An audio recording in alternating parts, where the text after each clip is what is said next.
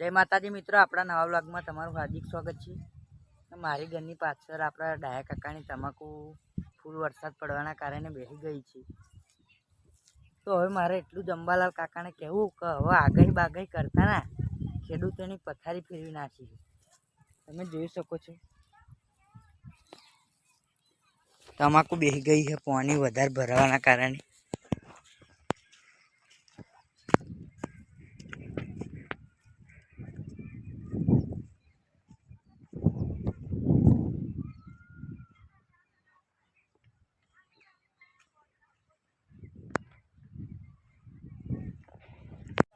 આમાં ડાયા કાકાને શું કહેવું છે તો તમે સાંભળો। આમ તમાકુ બેસી ગઈ છે એટલે ડાયા કાકા ફૂલ જ નિરાશ થઈ ગયા છે। અને આવામાં મને એક ડાયલોગ મારવાનો થાય છે કે ખેડૂતો ઉપર સરકાર જીવે છે, સરકાર ઉપર ખેડૂતો નહીં।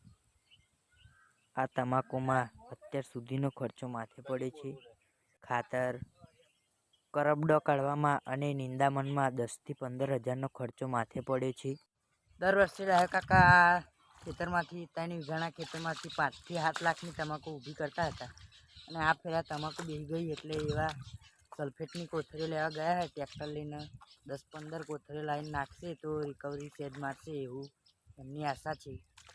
અને તમે જોઈ શકો છો કે તમાકુ પૂરી રીતે બેસી ગઈ છે। અચાનક વરસાદ 3-4 દિવસ પડતો હતો અને આજે એકદમ તાપ કાઢ્યો એટલે તમાકુ બેસી ગઈ છે। એટલા માટે ખૂબ જ નુકસાન થયું છે ખેડૂતોને। મારે પણ 1 વીઘામાં ડાંગર પલટી ગઈ છે અને આમ તો જોઈએ તો બીજા બધાને પણ કપાસ પલટી ગયો છે અને મગફળીઓ પણ તરી ગઈ છે અમુક ખેતરમાં।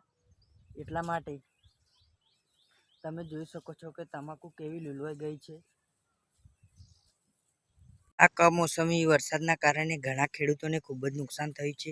4 થી 5 વીઘામાં ડાંગર પણ પલટી ગઈ છે અને આ ડાયા કાકાને તમાકુ પણ બેસી ગઈ છે।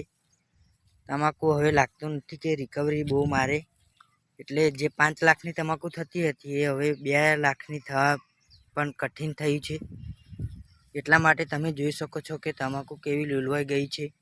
અને હવે તમે જોઈ શકો છો કે 2-3 દિવસ વરસાદ પડવાના કારણે તમાકુ હપુચી બેસી ગઈ છે અને અચાનક તાપ કાઢવાથી આ તમાકુ બેઠી છે।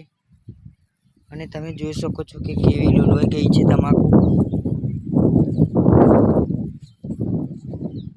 વરસાદ એટલો બધો પડે છે કે અહીં ખેતરમાં પગ મેલવો પણ કાઠો પડે છે। તમે જોઈ શકો છો મારા પગમાં કાદવ કાદવ થઈ ગયો છે અને પેલી બીજી સાઈડ પાણી પણ ભરાઈ ગયું છે। જય માતાજી મિત્રો, મળીએ બીજા બ્લોગમાં। જલ્દી આ ચેનલને સબસ્ક્રાઈબ કરો અને આ વિડીયોને લાઈક કરો। જય માતાજી।